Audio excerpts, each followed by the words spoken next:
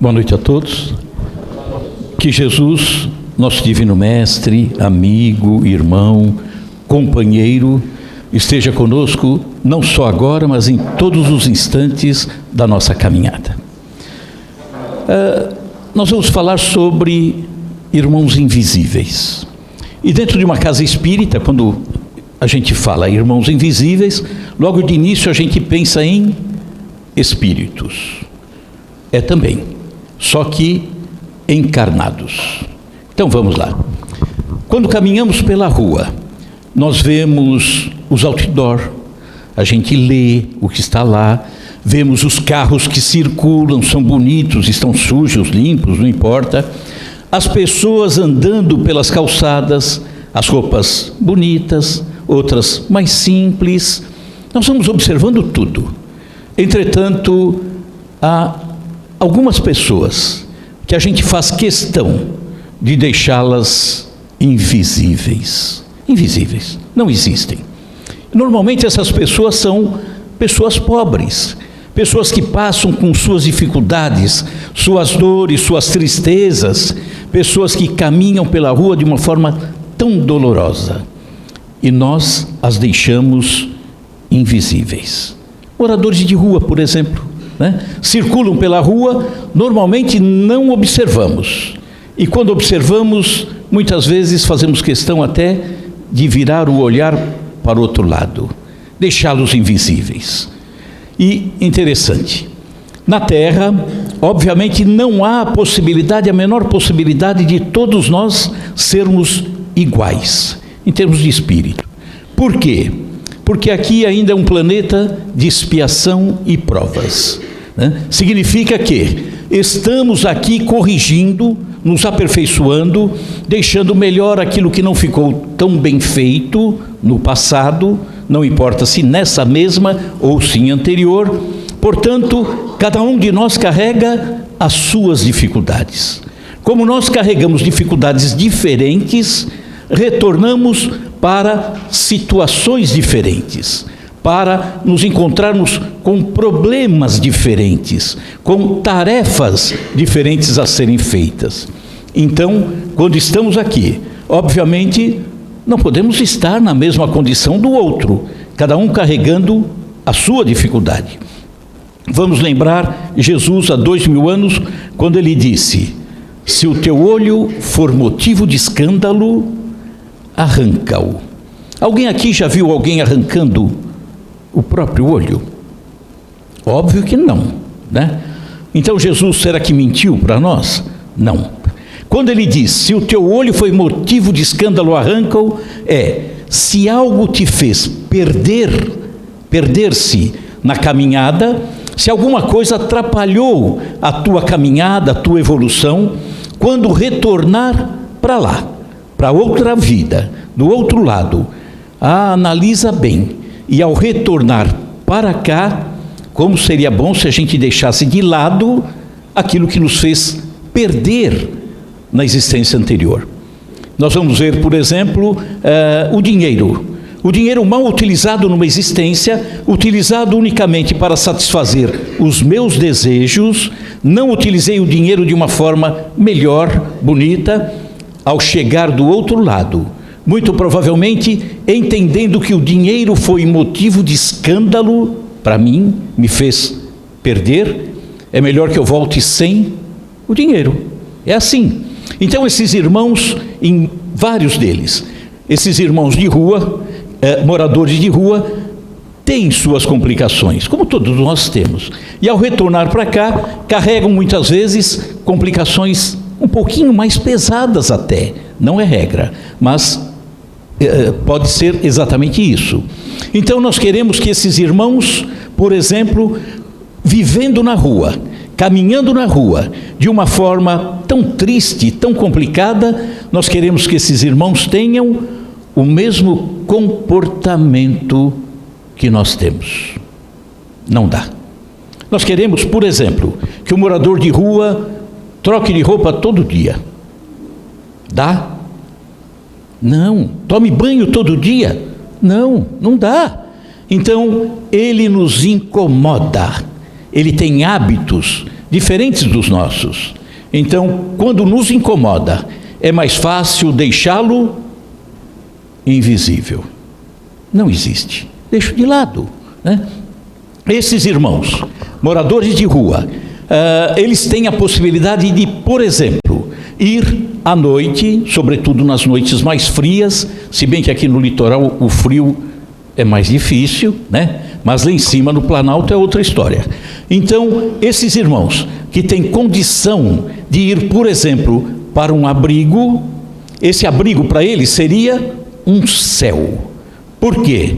Porque no abrigo esse irmão teria um chuveiro, teria um banheiro, teria uma cama, uma coberta, uma sopa. Tão diferente. Para esses irmãos, esse abrigo seria um verdadeiro céu. Mas normalmente eles não vão para lá. Sabe por quê? Porque esses irmãos, não recebendo de nós, seres iguais a eles, não recebendo de nós o carinho, a atenção, o respeito, nós os tornamos invisíveis. Eles normalmente arranjam um amigo. Qual é o amigo dos moradores de rua? O cãozinho. O cãozinho. Largar o cão para ir para o abrigo, não faria. Os abrigos, por lei, têm a obrigação de ter junto a ele, abrigo, um canil. Entretanto, fica muitas vezes só no texto da lei. Na prática, não existe. Então, esses irmãos que poderiam se dirigir a um céu, esse abrigo é um céu para eles, deixam de ir, por quê? Porque não tem onde deixar o seu amigo. Olha que coisa, é bonito até isso, né? É triste, é doloroso, mas é bonito isso. E aí nós vamos lembrar uma historinha que deixa bem claro esse comportamento. Diz que um cavaleiro montado em seu cavalo, tendo ao seu lado o cão que fazia guarda nessa caminhada, os três caminhavam e de repente, ao passarem ao lado de uma encosta, de um barranco, em razão da chuva, ele desliza. E ao deslizar, os três são soterrados.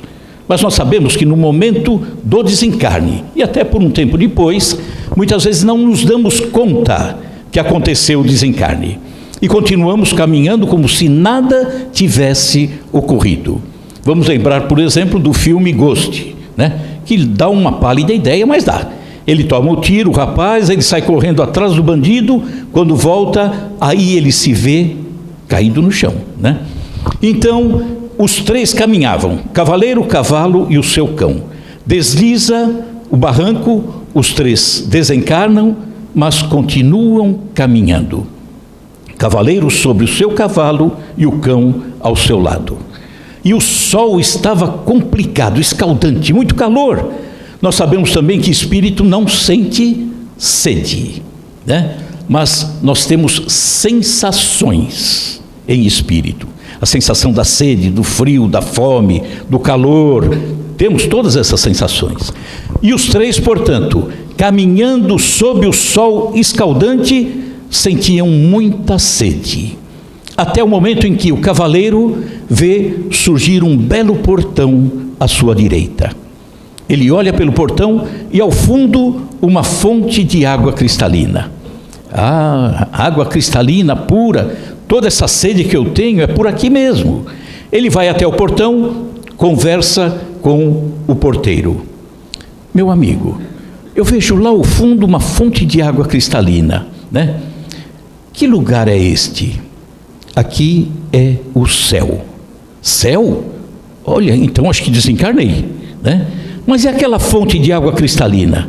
Eu tenho tanta sede. Será que eu posso entrar no céu e beber aí dentro? Pode, lógico. Posso levar o meu cavalo e o meu cão? Não, não. Animais não entram aqui. Ele pensou bem. Puxa vida, nós três juntos caminhando, o cavalo me conduzindo, o cão me guardando. Todos nós temos sede, os três. Eu não tenho coragem de ir e saciar a minha sede e deixar o meu cavalo e o meu cão continuarem com sede. Não, não vou fazer isso. Agradece ao porteiro, sobe no cavalo e vai adiante sem ter tomado água. Mais adiante, um novo portão bonito. O porteiro ali, ele para, vê ao fundo uma fonte de água cristalina e pergunta ao porteiro: meu amigo, eu vejo lá ao fundo uma fonte de água cristalina, será que eu poderia entrar? Eu tenho tanta sede. Lógico que pode, disse o porteiro. E aí ele pergunta: eu venho com o meu cavalo e o meu cão, eles podem entrar comigo? Naturalmente, podem sim. Os três entraram, beberam, saciaram a sede, e quando iam se retirar, aí ele pergunta ao porteiro: meu amigo, que lugar é este? Aqui é o céu. Céu? Mas como céu? Eu passei lá atrás e o rapaz disse que era o céu. E aí o porteiro utiliza um termo que nós já estamos bem habituados. O porteiro disse: lá atrás é fake news. Não é o céu. Mas como não é o céu? Como você me garante que lá não é o céu? E aí ele diz: o verdadeiro céu é aquele que você entra, mas leva os seus amigos juntos. Porque se você não levar os teus amigos juntos, ali não é o céu. Pararam para pensar? Dentro daquele céu antigo que nos foi ensinado ao longo dos séculos, nas religiões, diziam que para alcançar esse céu, era preciso se livrar, por exemplo, do egoísmo, do orgulho, da vaidade, né? Egoísmo. E aí faz de conta que eu me livrei do egoísmo. Desencarno. E aí eu iria para aquele céu imaginário, né, do passado, aquilo que nos ensinaram, e de repente eu estou lá no céu, tranquilão. Deixei o meu egoísmo de fora, acabou o egoísmo. E aí nesse céu eu olho para baixo e vejo uma filha minha sendo conduzida para o inferno. Eu falo: mas minha filha, para o inferno? E aí alguém aparece e diz: meu amigo, fica na tua. Você já está bem, você está no céu, fique na sua, ela que se vire. Então, para entrar no céu, me foi pedido que eu deixasse de lado o egoísmo. E para permanecer no céu, me foi pedido de volta o egoísmo. Não faz o menor sentido. E aí nós vemos então o morador de rua, que abre mão da possibilidade de ir para o céu de um abrigo. Por quê? Porque ele não admite perder o seu amigo. Aquele abrigo jamais seria um céu para ele se o seu amigo estivesse perdido nas ruas. Olha que interessante. E aí nós vamos ver que colocar alguém na condição de invisível, todos nós fazemos. Por quê? Porque não queremos nos comprometer com certas pessoas. Certas pessoas são marginalizadas por nós, deixadas de lado. Vamos lembrar de uma história de um rapaz numa cidade do interior do Rio de Janeiro, católico, e que se prontifica a fazer um trabalho social na sua igreja. E aí, o primeiro dia de trabalho, ele se apresenta e o dirigente diz a ele: olha, nós vamos aproveitar você no trabalho junto aos moradores de rua. Morador de rua? Eu não sei nada sobre morador de rua, nunca vi nunca conversei. Bom, tudo bem. Encaminharam esse rapaz para o trabalho com morador de rua, e diz que logo de início ele se encontra com um homem, um morador de rua. Começa a conversar, oferece a roupa, oferece o alimento, a palavra. Começa a acontecer um grande bate-papo entre os dois, e ele se encanta com o homem. E ao sair dali, o homem diz para esse jovem: meu amigo, eu agradeço o trabalho de vocês, é porque eu já me sentia morto, porque ninguém conversava comigo. Aquele homem era, portanto, um invisível, esquecido, deixado de lado, Não tinha importância nenhuma, era tratado como se fosse um animal. E mesmo um animal não poderia ser tratado dessa forma. Então, às vezes, nós vemos que realmente, para nós, é muito mais cômodo fingir que não vê. Vou contar uma história. Essa eu vi, essa eu presenciei, ninguém me contou, né? E que foi numa reportagem na televisão.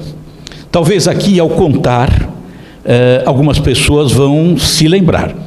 Eu sei que aqui somos todos jovens, todos, alguns jovens há mais tempo, outros jovens há menos tempo, né?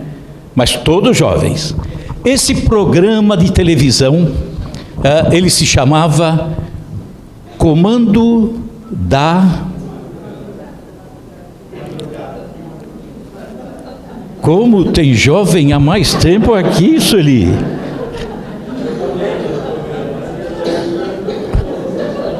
Só tem jovem há mais tempo? Goulart de Andrade, é isso mesmo. Está bem jovem você, viu? Então, esse programa, Comando da Madrugada, dirigido por Goulart de Andrade, essa reportagem eu vi, ninguém me contou. São Paulo. Conhecem a Avenida Doutor Arnaldo, onde tem o cemitério do Araçá? Essa avenida vem, de repente ela tem uma caída, uma espécie de um pequeno túnel, sobe e desemboca na Avenida Paulista, tá? A Avenida Paulista, ela foi projetada para ter uma pista subterrânea. A pista de cima, que nós conhecemos, e a pista que seria subterrânea, que não saiu do papel, permaneceu lá.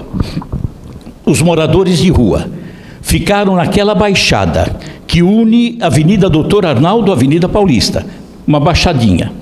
E naquela época, eles quebraram a parede daquele local e se enfiaram por debaixo da Avenida Paulista.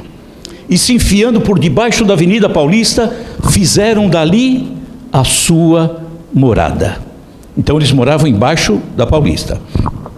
Goulart de Andrade vai até lá, fazer uma entrevista. E entra, eu lembro disso com uma nitidez absoluta. Ele entra e começa a conversar com o homem. E perguntou como que era a vida, dificuldade, alimentação, sofrimento, um monte de coisas. Quando ele ia se retirar, ele pergunta àquele homem: qual é o seu nome? E colocou o microfone na boca do homem. Nada respondeu. Perguntou de novo: meu amigo, por gentileza, qual é o seu nome? Não respondeu nada. Por gentileza, o senhor poderia me dizer o seu nome? O homem respondeu: eu me esqueci.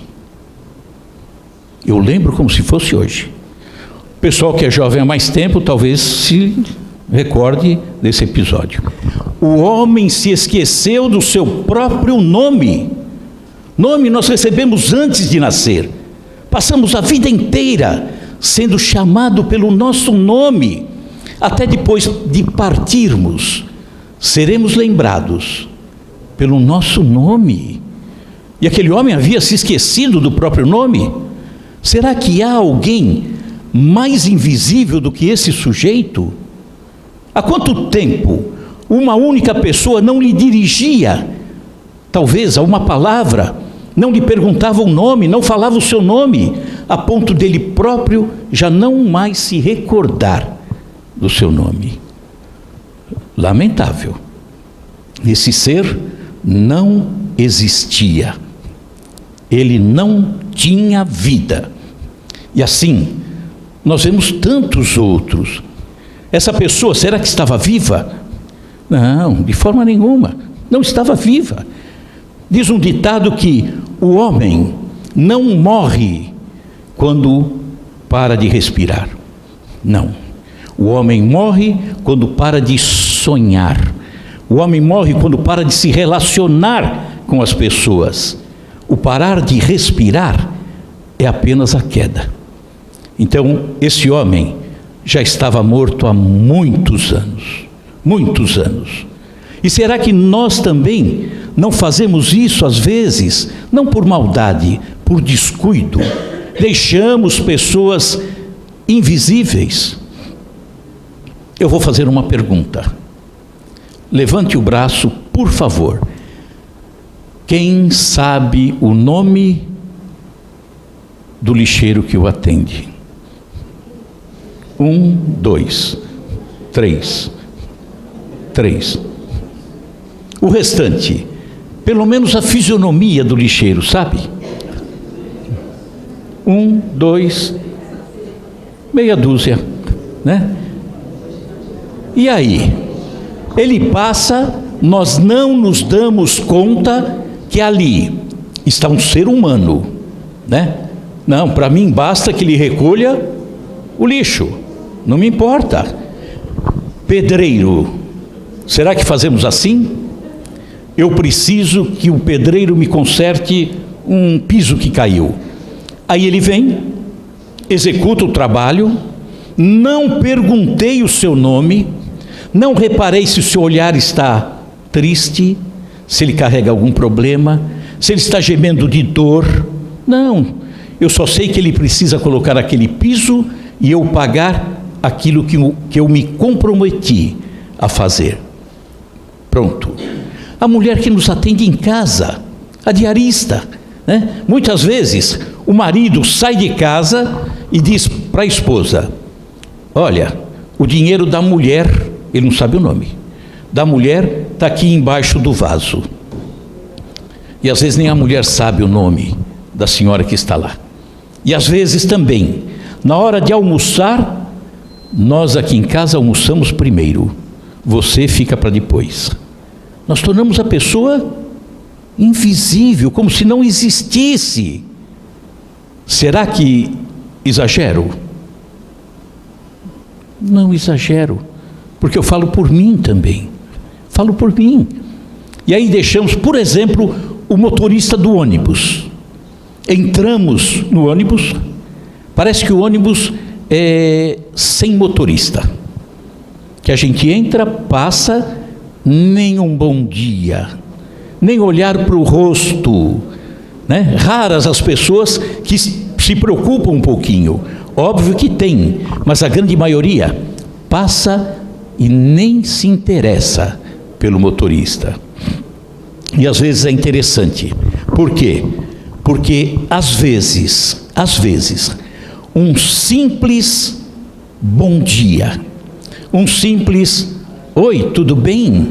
É o lixeiro que passa, agradecido pelo seu trabalho, meu amigo. Pronto. Você chamou aquela pessoa para a visibilidade. Às vezes uma brincadeira. Eu tenho um trabalho junto à Rádio Boa Nova.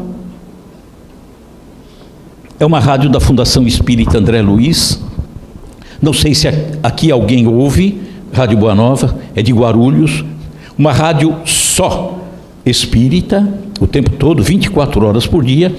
E eu entrava um dia pela portaria e, ao passar pela portaria, eu brinquei com o porteiro. O porteiro não era de conversa, né? Eu passei lá, boa tarde, meu amigo. Boa tarde. Era quase 1h da tarde. O nosso programa vai ao ar às 13 horas. Eu estava chegando bem em cima do horário, com uma fome. Aí eu virei para ele e falei: hoje o programa vai ser um problema. Sabe por quê? Porque na hora do programa, eu estou com tanta fome, na hora do programa eu vou levantar o microfone o máximo que eu puder, que é para que ele não consiga captar o ronco do estômago. Ele achou graça, riu, né? Já chamei ele para visibilidade, né? Ah, por que o senhor não faz assim? Olha, aqui na frente tem trailers, né, que servem comida, lanche, aquela coisa toda. Dá uma corridinha lá e fala que o Roberto paga. Danado, eu sabia que não era Roberto. E ele falou: vai lá e fala que o Roberto paga. Eu falei: malandro, o nome dele não é Roberto. Ele está querendo, né, aprontar. Eu falei: olha, eu até vou fazer isso depois. Agora não dá, porque o programa está indo ao ar e eu não tenho tempo para ir. Oh, muito obrigado, subi e tal. Semana seguinte, para ver que uma brincadeira boba, né? Semana seguinte eu estou chegando na rádio e ele está lá no portão esperando, sorridente. Boa tarde. Falei: boa tarde e tal. Aquele dia o senhor comeu lá no trailer? Falei: comi. Ah, tá, que bom, tal. Falei: a única coisa é que quando eu ia falar para ele o seu nome para ele vir cobrar, eu esqueci o seu nome. Mas ainda bem que eu tinha uma fotografia sua aqui no meu celular e ele vai vir cobrar. Óbvio que eu não fiz isso, né? Mas é uma brincadeira pequena. E essa brincadeira fez com que a cada novo dia que eu chegasse, sempre alguma coisa acontecia. Uma brincadeira, um sorriso, um aperto de mão, uma batida no ombro. O homem saiu para mim. O homem saiu da invisibilidade. Olha que bom, né? E é tão gostoso quando a gente faz isso. E é tão simples, um bom dia, um abraço, um sorriso, tudo bem? Você traz a pessoa. E o grande problema, muitas vezes, nós temos seres invisíveis dentro do próprio lar. Ou não? Temos. Muitas vezes temos dentro do próprio lar pessoas que a gente quer deixar de lado. Acontece isso, mas temos que ir trabalhando para trazê-las de volta. Não é fácil, não, mas é necessário que trabalhemos.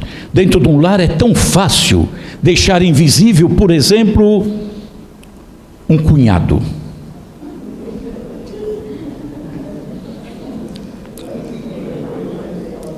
Eu falei cunhado, não falei cunhada. Então agora vamos para o outro gênero. Uma sogra. Deixar uma sogra de lado, né? Não acontece isso com frequência, né? Tem lá a sogra, o que a sogra faz na casa? Ah, ela lava a minha louça, como se fosse obrigação dela. Idosa, ah, vai lavar a louça, né? Vai arrumar a casa. Sogra tem um problema, né? Óbvio que é brincadeira, hein? É brincadeira. Foi o único deslize cometido por Jesus. Há 2000 anos atrás, na cidade de Cafarnaum, Jesus morava na casa da sogra de Pedro. E aí a mulher estava doente. E Jesus se coloca à disposição para curá-la. Dizem as más línguas que Pedro ficou do lado ali olhando, falou: meu Deus, você vai fazer isso mesmo, Jesus? Mas o que? Ela está doente. Pensa bem, Jesus. Pedro, ela está com problema. Jesus, faz o seguinte, deixa para amanhã, pensa melhor hoje à noite. Mas curou. E aí foi o grande deslize de Jesus. É brincadeira, pelo amor de Deus, hein? O grande deslize de Jesus ter curado a sogra de Pedro. 3 anos depois, vamos lembrar que na Judéia, mais precisamente em Jerusalém, quando Jesus é preso, no palácio de Caifás, Jesus foi recolhido e Pedro foi escondido, acompanhando a comitiva. Escondido. E aí uma pessoa pergunta para ele: você é um deles? O que ele diz? Não. Jesus já tinha advertido. Ele diria 3 nãos. E aí ele diz: não, nem conheço esse Jesus. Aí vem outro e: olha, você é um deles, você é Galileu. O teu olhar, teus cabelos são de Galileu. Não conheço Jesus. Aí vem outro e diz: ah, você não esconde, você é um deles. Não conheço Jesus. Por que ele falou 3 nãos a Jesus, porque a cura da sogra dele ficou aqui, ficou entalada, e é por isso que ele disse não. É brincadeira, né? Então, às vezes, voltando aos invisíveis, nós os temos dentro de casa. Dentro de casa. É um filho, é uma filha, não importa a sogra, o cunhado, o pai, a mãe, deixamos essas pessoas invisíveis. E olha, eu vou contar uma coisa. Um rapaz, o nome dele, Fernando Braga, ele era psicólogo e resolveu fazer um curso de mestrado na USP em São Paulo. Começou o curso e durante esse curso, que demorou muito tempo, nos intervalos, nos momentos de folga no curso, ele descia do prédio, vestia um uniforme de gari e fazia, juntamente com os outros garis, a limpeza em torno do prédio onde ele estudava. Fernando diz que nunca foi maltratado, contudo, nunca foi reconhecido por nenhum colega e por nenhum professor. Por quê? Porque ao vestir o uniforme de gari, ele se tornou invisível. Um professor, universidade na Europa, não recordo agora exatamente o nome do país, ele ia começar a dar as suas aulas na universidade, para várias salas. Antes do dia inicial, vários dias antes, ele começou a fazer uma experiência. Ele vestia o uniforme de faxineiro da universidade. E durante as aulas, naquelas salas que ele iria dar aula mais à frente, ele, vestido de faxineiro, entrava nas salas, recolhia o lixo do cestinho, punha no saco de lixo e se retirava, na frente de todos os alunos. Quando chegou o dia da primeira aula dele, ele entra na sala e pergunta: vocês me conhecem? Não, não conhecemos não. Vocês nunca me viram? Não. Até ontem, era eu quem recolhia o lixo da sala de vocês. Ninguém viu, ninguém percebeu, porque ao vestir o uniforme de faxineiro, ele se tornou invisível. E olha, Jesus disse, hein? Amar ao próximo como a ti mesmo, e a gente não faz isso. Eu tenho que amar o próximo, mas que próximo? Ah, se é aquele próximo humilde, aquele próximo que ainda não toma banho, que não troca de roupa, aquele próximo que não aprendeu. Ah não, esse não é próximo, esse é distante. Eu deixo ele de lado. Divaldo Pereira Franco nos afirma que a espiritualidade está extremamente preocupada em trazermos esses irmãos invisíveis de volta para a visibilidade. Por quê? Porque nós sabemos que estamos numa condição ou numa situação de transição. A Terra está saindo da condição de expiação e provas e entrando para a condição de mundo de regeneração, mas ainda expiação e provas. Portanto, esses que estão invisíveis não estão, muito provavelmente, aproveitando a presente encarnação para evoluir. É aquilo que nós dissemos, estão mortos, só falta cair. E é isso que Divaldo diz, a espiritualidade pede que a gente traga de volta esses irmãos para que eles recuperem a vida, recuperem a capacidade de crescer, de se sentir gente, de fazer o melhor, de aprender, de amar. Eles pedem isso, precisamos fazer isso. E é complicado, porque muitas vezes a gente não se envolve com isso. O próprio Divaldo narra um episódio maravilhoso que aconteceu com ele numa situação parecida, envolvendo invisíveis. África do Sul. África do Sul, Divaldo é convidado para ir até lá para verificar como caminhava a doutrina espírita. Há muito tempo atrás.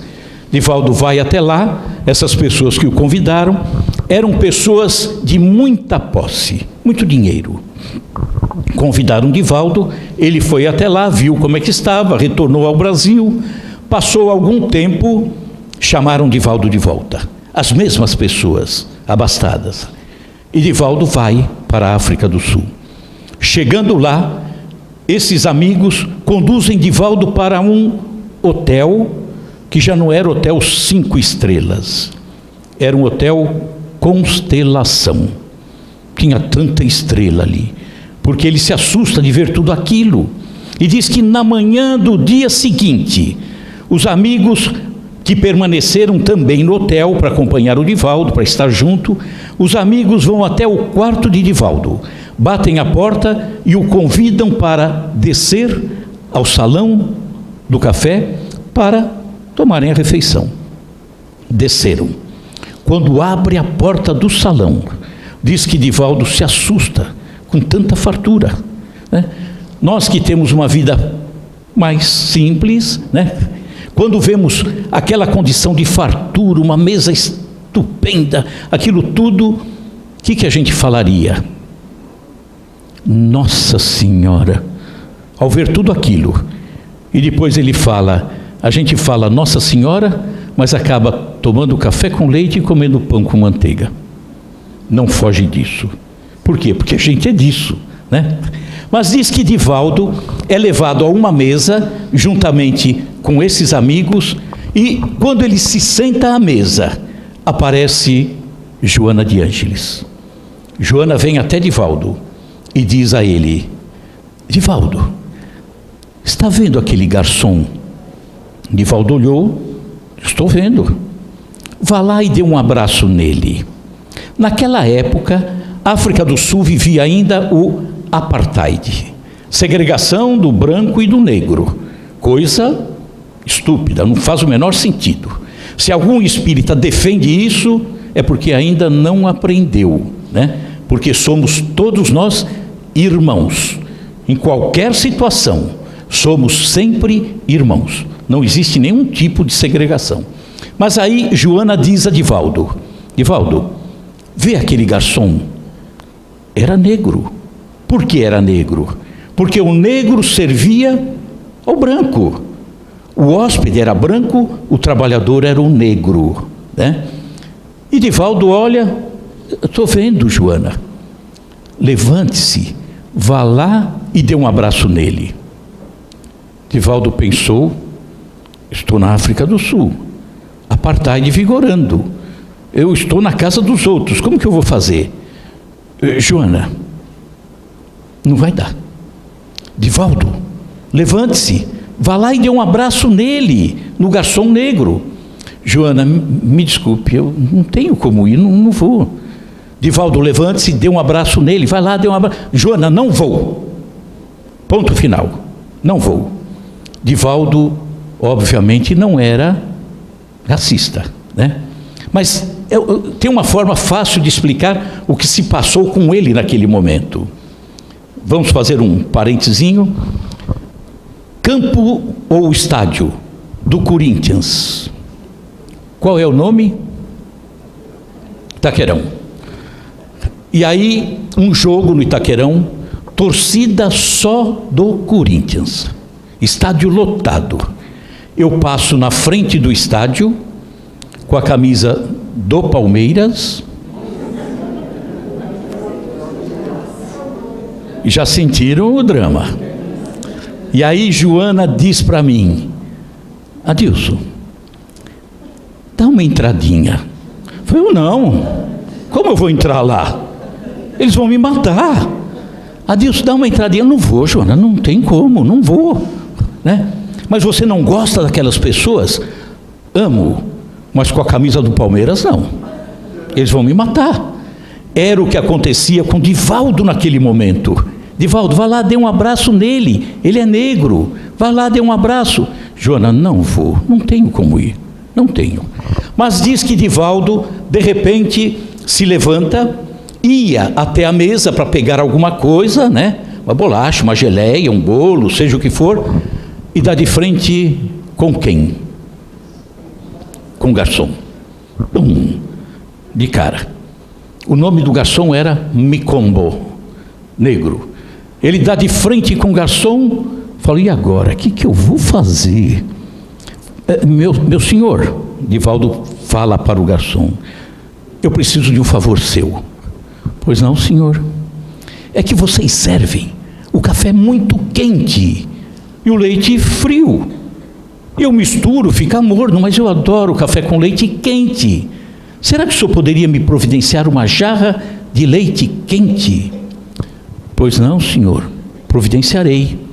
O senhor é uma pessoa muito gentil, muito educada. Será que eu poderia lhe pedir um abraço? Como? O próprio homem estranhou, né? Mas como? Eu estou lhe pedindo um abraço. Não, mas senhor, eu sou negro. Pum! Divaldo agarrou o homem. Pior, ou melhor, né? Agarrou e não soltou. Bandeja caiu no chão, fez um barulho tremendo e diz que Divaldo, agarrado ao Micombo, de repente ele olha para o lado, ele havia se transformado na atração turística do hotel. Todo mundo olhava para ele. E ali, o garçom todo atrapalhado, até a hora que Divaldo solta, ele todo, né, estranho, agacha, pega a bandeja, vai para a cozinha para providenciar o leite quente. Divaldo volta para a mesa. E ao chegar lá, os amigos, que eram lá da África do Sul, obviamente também assustados. Divaldo, por que você fez isso? Não sei. Divaldo, como que você faz isso? Não sei. Você nunca poderia ter feito. Por que você fez? Olha, não sei. Na hora que eu souber, eu aviso. Por enquanto eu não sei. Vem Micombo, trazendo a jarra de leite quente, coloca na mesa e pergunta para Divaldo: qual é o seu nome? Chamo-me Divaldo. Tá. Retirou-se. Manhã do dia seguinte, Divaldo no quarto, os amigos passam, batem a porta, convidam Divaldo para o café da manhã.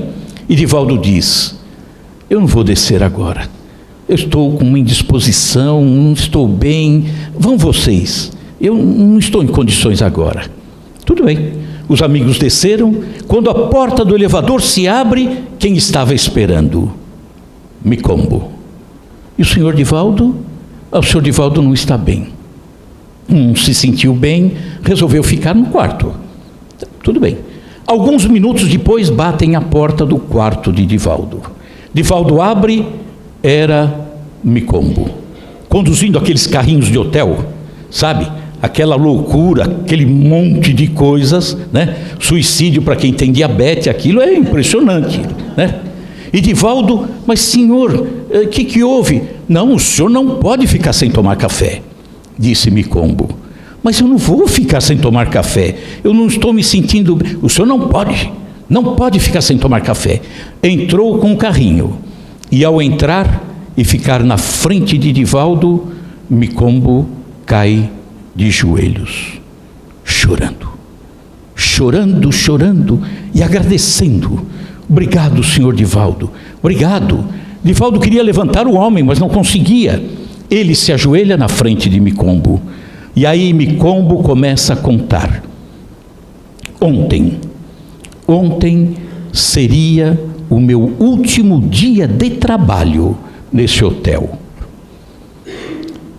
Descobri que estou com câncer. E aqui, na África do Sul, eu sou negro. O governo não me ampara. Eu morrerei em razão do câncer. Eu estou fadado a morrer em razão disso. Então, ontem seria meu último dia de trabalho nesse hotel, porque eu já estava decidido. Eu sairia daqui e ia me matar. E não me matei. Cheguei em casa, contei isso para minha esposa, contei isso para os meus 3 filhos. Todos ficaram emocionados. E aí a minha esposa disse: amanhã, que era esse dia que ele estava agora, amanhã volta para o hotel, vai trabalhar e chega lá, conversa com o senhor Divaldo e agradeça a ele pelo que ele fez. E é isso que eu estou aqui fazendo. Eu estou aqui lhe agradecendo porque eu estou vivo. Mas, Micombo, o que foi que eu fiz? Ah, senhor Divaldo, ontem, aquele episódio do Salão do Café, ontem foi a primeira vez que um homem branco me abraçou. Até aquele dia, para os brancos, aquele homem era invisível, ele não existia, desprezado. E aí diz que nesse momento, ele ali, emocionado, aparece Joana. Joana vem até Divaldo e diz: Divaldo, esse homem não morrerá do câncer, não. E outra, nós vamos investir nele porque ele será um valoroso trabalhador da doutrina espírita na África do Sul. E aí Micombo pergunta a Divaldo: Senhor, qual a sua religião? Porque até hoje nenhum homem branco de qualquer religião me abraçou. Qual a sua religião?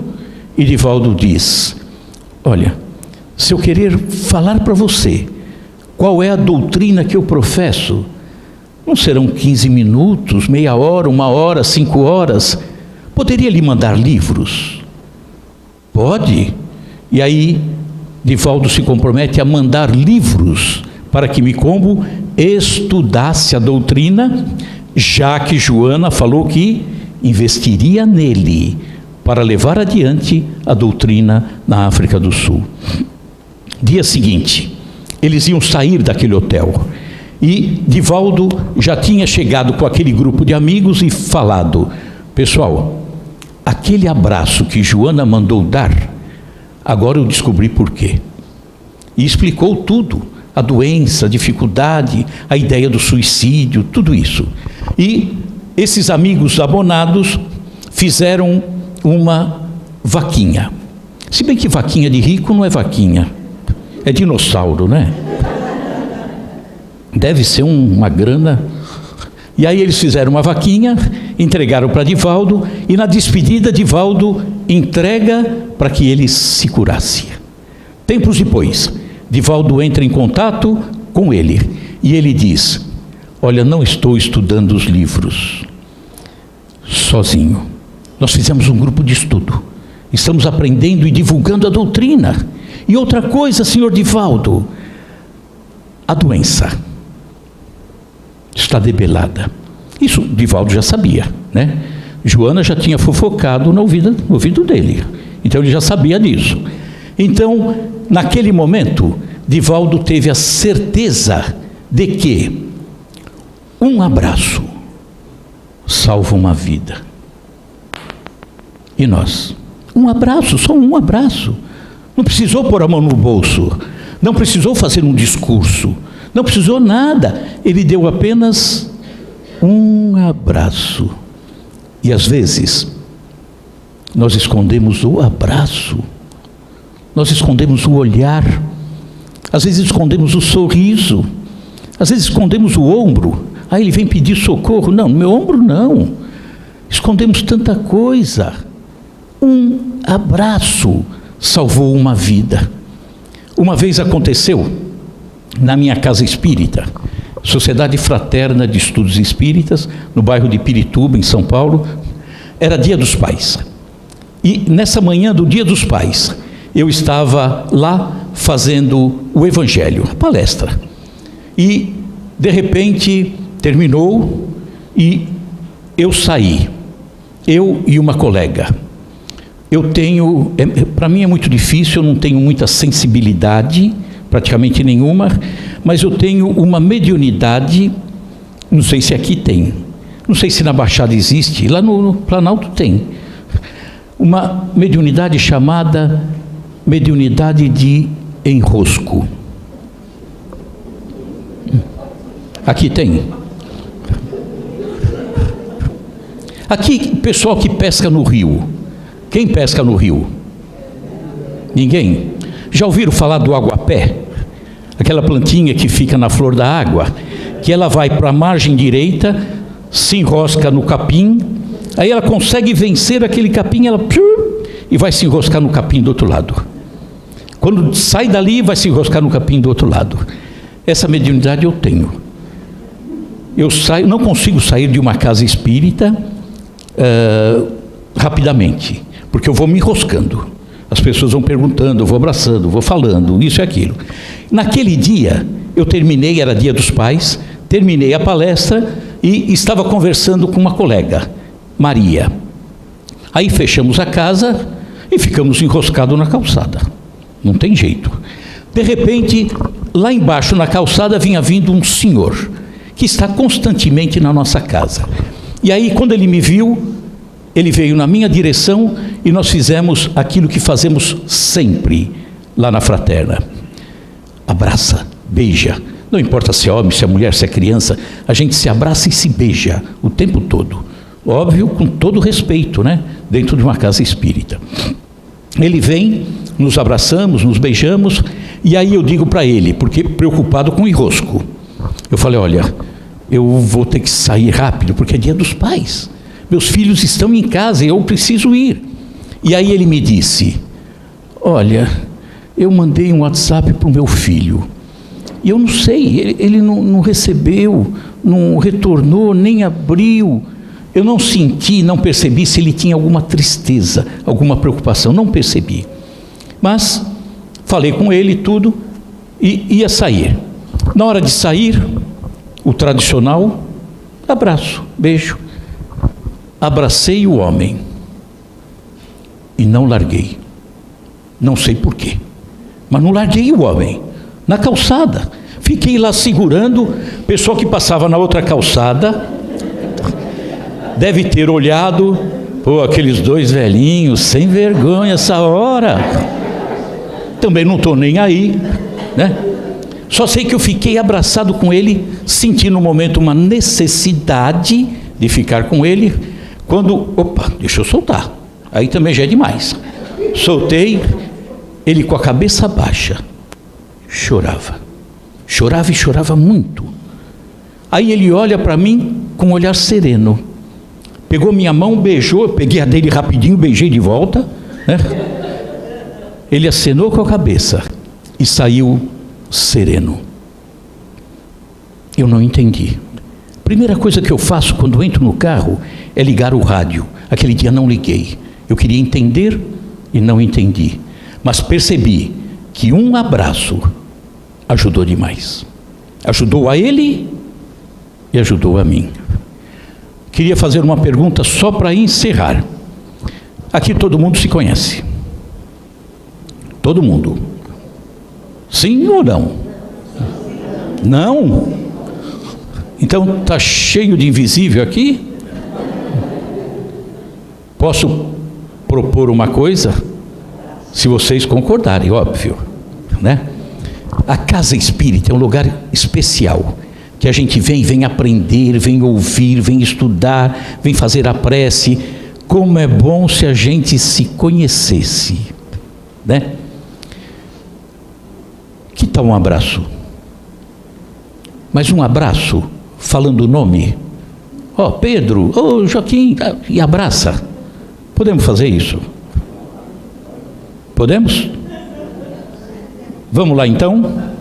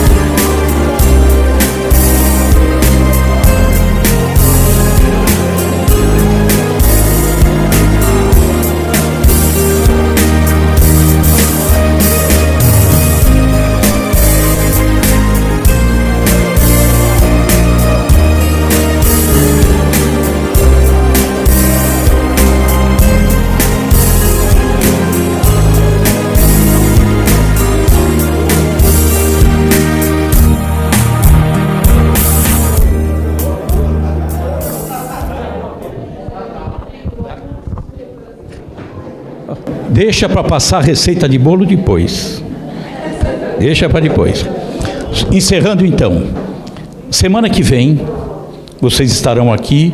Eu, obviamente, não, né? Mas a semana que vem, será que a gente pode fazer diferente? Deixa eu contar um caso. Sueli, eu tenho 2 minutinhos só. Só 2. Eu fiz essa mesma palestra num local em São Paulo, que eu não sei exatamente onde é, porque eu vou aonde o Waze me manda. E cheguei nessa casa e eu tenho uma outra palestra que eu fiz lá a respeito de Jesus na atualidade, onde eu falo que a gente precisa trazer o Jesus para os dias de hoje. E ao chegar lá, uma das dirigentes da casa, o nome dela Vanessa, que é o nome da minha terceira filha, ela falou: olha, faz 1 ano mais ou menos que o senhor veio aqui.